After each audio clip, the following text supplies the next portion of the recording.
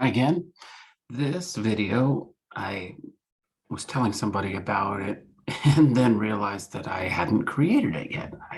Or I lost it, I'm not sure. But here it is, I'm making it again. This is titled Four Things Kids Need. Okay. And so I'm going to walk you through a document that will show you kind of a play-by-play. And the first two things that kids need, number one, is kids need someone who will encourage them to climb the mountains of their dreams. Now, this means they need someone who will affirm them, which is a yes, in how they are made, and then confirm in them, which is a double yes, a heck yes, of when they do it, when they show up in their own life. And this is really important on this difference of praise versus worth. So notice this, my praise for my performance is very different than my being affirmed in my worth. When I'm praised for my performance, that builds something called self-esteem. Self-esteem rises and falls based upon your evaluation of me or my evaluation of myself compared to you or others. And we live in a world of self-esteem, but self-esteem is this fragile sand that we end up building our lives on that has no structural value because I'm only as good as my last performance. What we need and where we want to go is not self-esteem, but self-worth, where I am worthy just because of whose and who I am. And it has nothing to do with my performance. So we have all bought into this at some place, at some point in our development, where we've stopped being a human being and then we started being a human doing. And here's the deal. Codependents get paid well.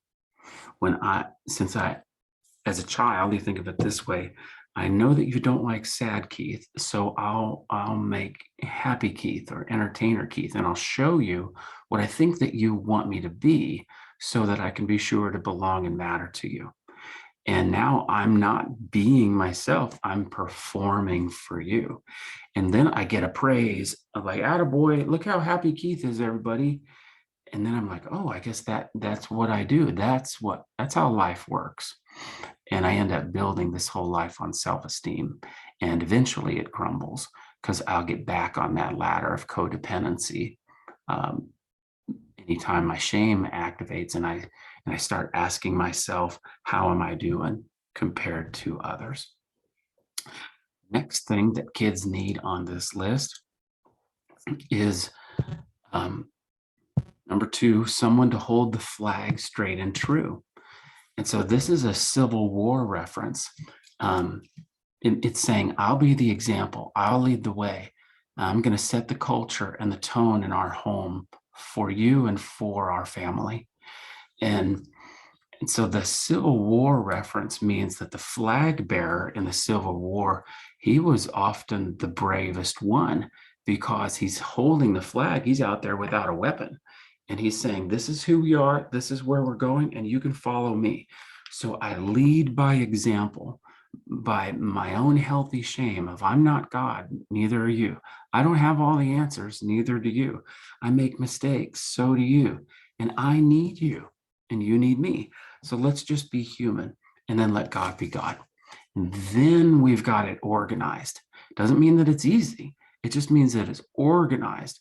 When we get out of the healthy shame, then we are being deceived that we're God, that we have some power or control that we don't actually have.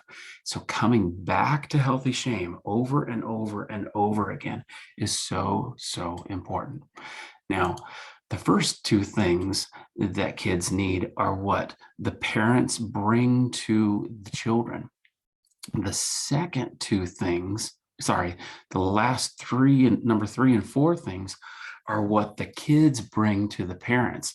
And parents, you're not going to like this because it's going to stir up your stuff.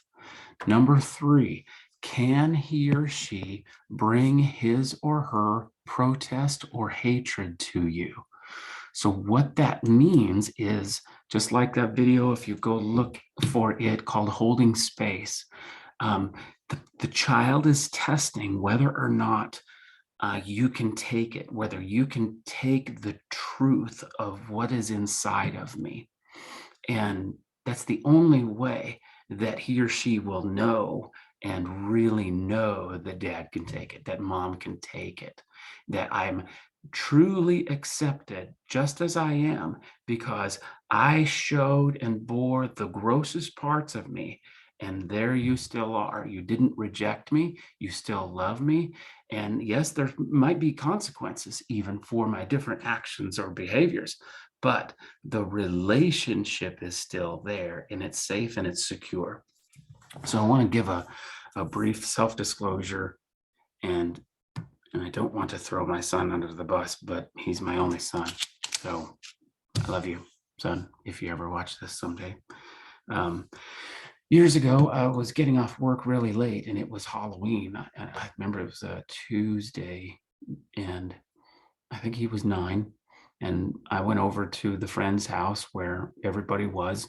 And I could immediately tell that my wife's body language was frustrated. And I'm in my own, oh crap, what do I do? Fear. And then I see that, okay, whew, it's not me that she's mad at.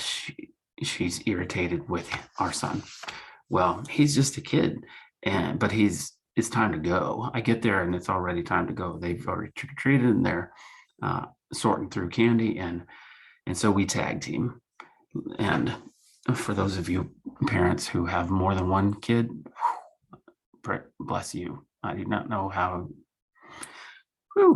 Bless you. So I tag team and I get him and I say, son, we need to go. And he starts being 8, giving, or 9, I don't remember, giving his expression, and it's not pretty. Well, I said, well, we're leaving because you have school tomorrow. We have to get, and I'm trying to reason with an 8-year-old, 9-year-old, and that doesn't work. They just need consistent actions, follow through. But I'm a new parent. I've never been a parent of an 8-year-old or a 9-year-old, and still to this day, I don't know what I'm doing. But I said, we're leaving. We're going to get in the car. I'm going to start telling people goodbye. I'll gather your things and I'll meet you in the car. And he's trying. And so we have a quiet 20-minute drive home. And then we get into the bedtime routine and take a bath and get in bed. And he and I had this routine of, Dad, will you rest with me? And so I would lie down beside him. And I was really intentional about this. And I'm lying beside him. He's on my left, and I'm like nurturing and giving him touch and nurturing touch while I speak life into him. And I'm telling him like the things that he's good at. And just like that movie, The Help. Yeah. You is good. You is kind. That thing. That's pretty awesome. That's where I got that. Anyway, that's our normal routine. And I asked him, do you want me to rest with you? And he said, I don't know. What do you need? He said, I don't know. Okay. And then he says, I need paper. Okay. And I get him a paper. Is that it? I need a pencil. Okay. And then I get him a pencil. By this time, I'm starting to boil, and I can feel it coming up. And the reason that I know my own rage thermometer, fear thermometer, is because I have blown it before. I'm telling you a positive story of when I got it right this time, but I got as many or more stories ready to tell you when I blew it. This is one to make me look good, so enjoy. So he starts writing on a paper, but I need to do my own. I give myself a grown-up timeout and I go sit at the dining room table and do my own breathing and self-regulating, because this is the 6th game of the World Series that was on consecutively at that time. And I'm like, dude, I want to watch the World Series. I worked all day. I just want to rest. And this, I can't, because life is requiring this of me at this moment. And so I'm self-regulating. He comes down and he gets me, and then we go back into his room, and my counselor brain's always on. And I said, "So you want me to read this?" Uh-huh. "Do you want me to read it out loud?" "No, I don't know." And then, "Is there a particular answer that you're hoping for after I read it?" "I don't know." "Okay, I'm going to read it." And so I'll read it out loud, and I'll clean it up a little bit. "I hate you. I hate how you walk away huffing and thinking like I'm a effing jerk," but he didn't say effing. "And also tonight, you pulling me aside and talking to me that we were leaving when I didn't get to play at all. Just think about yourself today. Think when you were little, when you didn't want to go home and your parents made you. Were you mad at them? Of course you were. So why do it to me? This is how I feel. Sincerely, your son. P.S. I had a long day." And so my gears are grinding. I don't know if you could see the smoke coming out of my ears, but I'm scrambling, paddling like heck underneath, but gliding on the surface. That's what us parents do. Well, what am I going to do? And I asked him, "Do you want me to rest with you?" I didn't respond to it. And yeah. And so we lay down and we rested, and we were sitting there quiet in the dark. And then he goes, "What are you thinking?" And at that moment, I was thinking,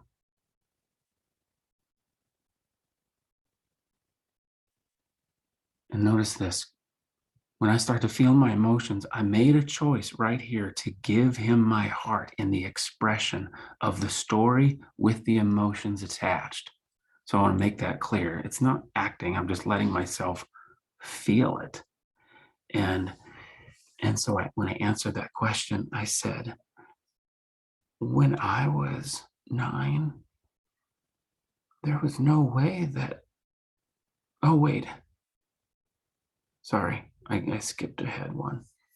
When the first time he was asking, what are you feeling? What are you thinking?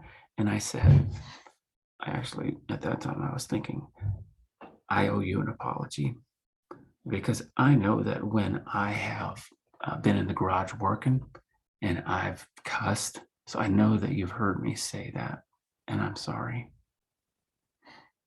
And then we're sitting in the dark, silent. And then he asked me again, "What are you thinking now?" And then that's when I said, when I was 9 years old, there was no way that I could tell my dad that I was mad at him. I just remember being really scared, too scared to. And so I stuffed that way down.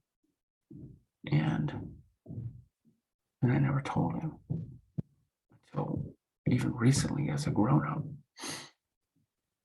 So I was actually thinking that I'm glad that you have that, son. I'm glad that you can tell me the truth. And so I finished my routine of speaking life into him. I prayed over him. And by the time I had gotten to the door, he had told me that he loved me 4 times. So I finally recognized the itch and was able to scratch it and sit and hold the space for him to tell the truth. And it's been such an important, vital skill in my parenting him. And like I said, that's one time when I was able to do it, because there's other times when I've blown it, where I've just flipped my own lid and I can't give him what I don't have, and I reach the limit of my own humanity.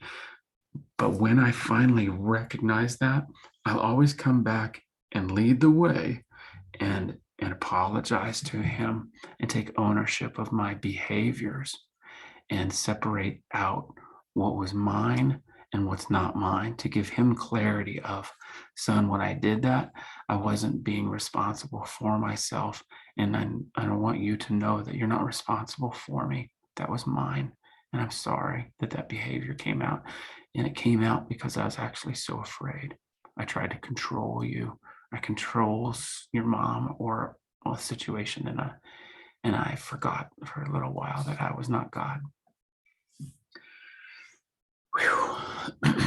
So the last one is number 4, and number 4 says, "Can he or she grieve in front of you?" Because the big overarching picture of all of what we're doing is we need to learn 2 things: keep no secrets and grieve well. And in that story, at that time, that movie, I don't remember the name of it, the kid with the birth defect face, and he wore the space helmet, Wonder, that movie Wonder. And my son was sitting right beside me, and I like wiped away my tears. I'm watching the movie, and I can feel my son's eyes right there on me. But I as I looked back on that, I was hiding the truth of my insides. So I had shame about my insides and how I was made, as if I'm shaming myself that I shouldn't be sad or I can't let my son see me cry, which is not true. I need to actually press into it and role model that for him of what it's like to be human, and give when I give myself permission to be human, then I simultaneously give him permission to be human too. And so I apologize for that too, that I hid my tear from you, and I'm going to do a better job of grieving in front of you and showing you how to do that. So that's it. Thank you for watching this, and I hope that it blesses you and that your children benefit from it, and that you benefit from it as well, because these different parts of you may need reparented too. And just, it doesn't actually matter that you're in a 30-year-old, 40 or 50-year-old's body. When you feel like a kid inside and you're the only one who feels like a little boy, but because your body says that you're a man, that's your body telling you something. You need to listen to that story.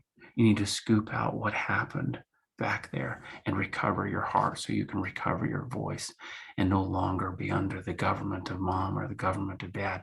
You can then be under the government of you as you reconcile your relationship with yourself. May God bless you and keep you in Jesus' name. Amen.